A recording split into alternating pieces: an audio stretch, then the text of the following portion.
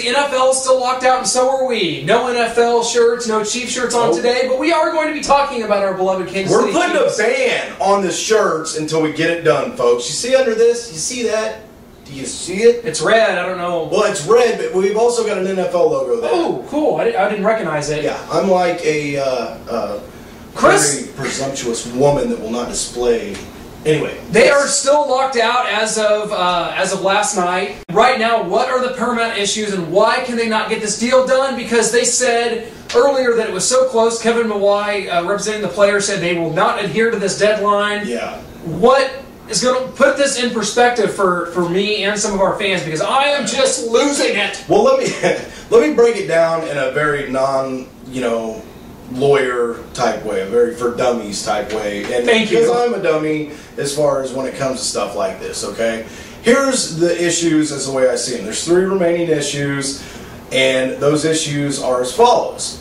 The first issue, folks, is there are 4 players right now out there still in litigation over a certain something. I'm not exactly sure on all the logistics. All I know is those 4 players want that issue resolved with the contract, which I think is ridiculous because literally 4 players could end up holding up the entire league, and that's just ridiculous. It's like I was saying earlier, when you buy a new car, you can always change floor mats later, and that's how little this issue is. Here's an analogy for just how little this issue is. Visual aid. I'm a visual learner. This is how little the issue is. This is how big they're making it. Okay, now that we got that out of the way. Wow.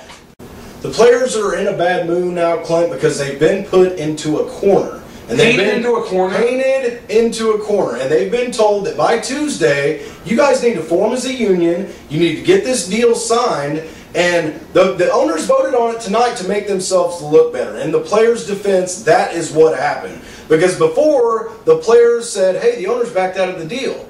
Well, tonight, the owners said, hey, we signed the new deal. Here, it's in your court, players. But here's the deal. They gave them a completely different deal and told them to sign it before they've ever even sent it to them. And literally, the owners are leaving all high-fiving, and guys are coming out, all these reporters with cameras, and saying, hey, wait, we just talked to DeMaurice Smith, the head of the NFLPA, and he is saying that this is nowhere close to the right deal. We're nowhere close to done. And not only that, now that you've given us a deadline and painted us in a corner, which is technically illegal, we may have to sue you now, which is going to further the excitement of waiting for the season to get here, the free agency to begin, the camps to begin. There's only one good thing that came out of the whole deal with the NFL owners signing off on this, and that says as of July 27th, teams will be able to talk to free agents, their own players. They cannot officially sign them, but they can get deals in principle. So literally,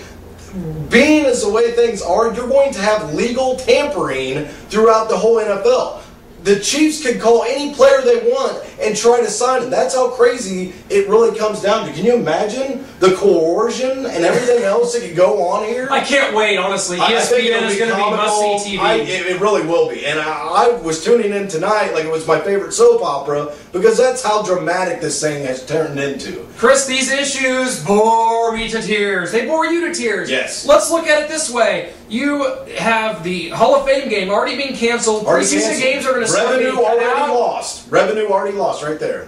What in the world are we doing? And the season can get shoved back. They can cut preseason games. You're going to have 90 players on NFL rosters to weeks 3 and 4 into the preseason. I mean, this is going to be ridiculous. Chris, if there is a season, right, our favorite team, the team we cover, is the Kansas City Chiefs. Right. We have a plethora of questions to get to talking about the Chiefs.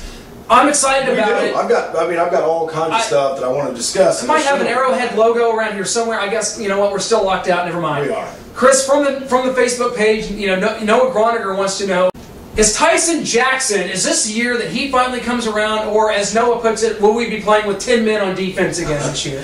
You'll be playing with 10 men on defense this year if you put him in the game. He's been non-existent. He is the best practice player you've ever seen in your life if you've ever been to training camp or seen him since he's worked out with the Chiefs, been with the Chiefs But the fact is, until he's on the field and is able to stay injury-free, yeah, you're going to be playing with 10 guys because all he is getting in the way. He's slowing everybody else down, and that's the way I feel about Tyson Jackson. How about you? And at that point, you know, I feel the same way. I feel like the minute Tyson Jackson's name was called in that draft, I want to be a fan. But in the 09 draft, though, his name was called, and immediately the entire crowd goes, "Oh!" Hey, a moan. And that's what his career has been. When we say moan, that's what we mean by moan. He has been nothing but a moan. Yes. Now, you know, also you got to look at the fact that defensive end. You got to look at another option. You got to start looking at, you know, Sean Smith, who played well there last year, and Wallace Gilberry. Those are your guys that I think are going to be your backbone in defensive end. They are, and that also is... Well, and those two guys you named, since we brought them up, those are the guys that can, okay, you've got a run stopper in Sean Smith, and you got your pass rush third down guy in Wallace Gilberry.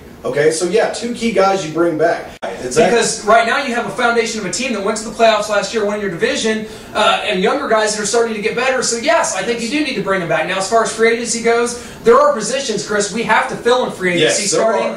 We need a receiver still, Steve Preston, you mentioned. We do. A defensive tackle, you know, Brayu Franklin from San Francisco.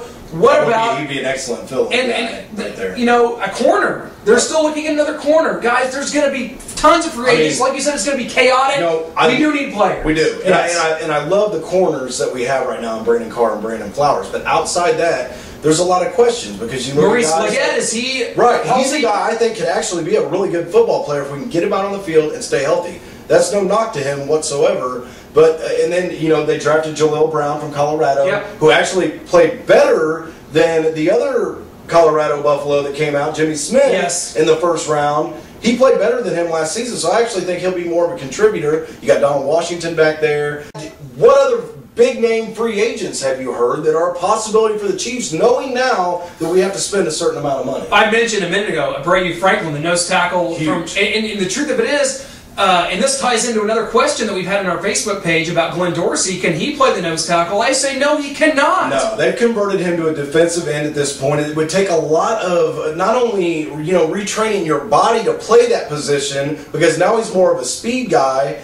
But, I mean, overall, you can't keep switching a guy in and out, in and out. He didn't fit the scheme to begin with. Do we let him go? No, I don't think so, because I don't know who you're going to put in place of him in this defense right now. And that's the deal. And you talk about... And you brought in Alan Bailey. I didn't mean to... Correct. No, you're right. You brought him in, and now you have assurance on that area. So in the defensive tackle position, I think you go the route of signing in a Brayu Franklin, who is, you know, just your typical 3-4 nose, you know, stuffing, run stuffing defensive tackle. Just nasty. The Chiefs need that. And then as you look at Steve Preston, you look at, you know what, you talked about Santonio Holmes. Why not in this case? Why would those guys not be on? What about Brad Smith, who I would love to bring in for the Jets? God. Chris, the Chiefs' #1 option on this offense is Jamal Charles. There's no doubt about it. Now, the question is, can Jamal Charles handle the load that Todd Haley, I think, wants to put on him? Or are you going to see another year of him and Thomas Jones splitting it, or more Thomas Jones carries? You know, here's the way I look at it as a Chiefs fan. All the fans out in the crowd want to see Jamal touch the ball more. We got to know whether he can or not.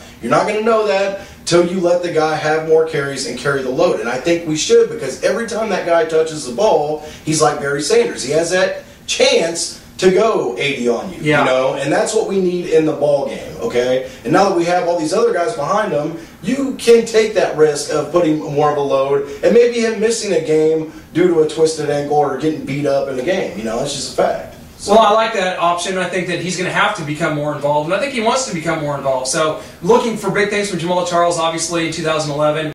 Brian Himes, as I'm looking at our Facebook question right now, Brian Himes wants to know, you know, will there be a year go by without a blow-up from John Baldwin, first-round pick, or Dwayne Bowe, or other similar receiver? Can these guys coexist, and can they make it through a season without a problem? Well, you know, first off, I would hope so. I would hope the maturity levels are going to be there, especially with Todd Haley being a wide receivers coach for most of his career. I think, yeah, he can form that good duo, but those guys are going to have to be very patient, very unselfish. Chris, one position that I am extremely excited to see how it plays out as far as position battle goes is outside linebacker, because with Mike Vrabel's pending retirement and move to head coach at Ohio State, we have a plethora of guys out there, including Andy Studebaker and Demario Williams, guys like that. Whose time is it going to be? Is it going to be finally Andy Studebaker getting the nod, or is... Well, here's how I feel with that being said. a lot of people forgot about Demario Williams. They actually converted him to more of a pass rushing third down in last season, or coming out the outside linebacker out of a three-point stance kind of guy. But he is a legit contender for that position, along with Andy Studebaker. Here's two oddballs that can move back from the position they were drafted from at defensive end. Justin Houston from Georgia, a guy that we could have easily taken in the first round, but there were some, problems outside of the draft, like there always We don't care about those. It'd be fun. And then you got Alan Bailey, a guy from Miami, right. Same kind of issues, also projected as a first-round pick at one point. So legitimately, you look at the first 4 rounds of our draft, you could say all four rounds, all 4 guys were first-round quality picks. So if nothing else, it's exciting that you have that kind of competition at the outside linebacker opposite of Tamba Hali. Now, Chris, we've heard that Casey Wegman is going to come back for another year. He's 38 years old. 38 years He's old. ready to roll. 15,000 consecutive snaps in this league. You know what? I'll take that. I like the too. anger. Now, I'd rather have a veteran I would too. running the line. Now, the rumors are circulating that a guy like Brian Waters may be done in Kansas City. Is it time? Does this staff believe that much in John Asamoah to go ahead and let go of a talent and a veteran like Brian Waters? I don't think they want to, but I think if you have to, then yeah, you're okay with Asamoah, because now you also have Hudson coming in from Florida State. My bigger question for you is the right tackle position. Now, I was actually a firm believer coming out of the season. I like Barry Richardson, but I don't know. I still don't think he's the guy. I think he's good enough, but I don't think he's the guy until he can, stop the sacks from coming that side. I mean, you look back at the Baltimore playoff game, and I think he struggled a little bit. That's just my opinion. But if you really go back and look, it was pretty rough in the running game and the passing game. Your opinion? I agree with you. I think Barry Richardson's a guy that the staff likes, despite a couple blow-ups on the sidelines last year. Big one. I think that the plan is to have Barry Richardson starting there, because you sure don't want it to be O'Callahan. No. Aside from that, this may be another position that gets addressed in the there's some guys out there. Agency. There's some guys out there. One guy named Willie Colon that I would like to bring in the Pittsburgh Steelers. Yes, sir. And stuff like that's an option. But if you don't go that route, then you're right. It's going to have to be Barry Richardson. And he's going to have to step up, because that position did yield a few too many tackles. That side of the line was not our strongest, obviously. Guys, we hope a season happens. We look forward to seeing you. We wanted to talk to you pre-training camp Chiefs right here. When we go to training camp, if it happens, we're going to be covering the Chiefs all summer long. So keep it coming. Keep the comments coming. Come to the page. You know what? Do this. Give me some Enter Sandman on the way out.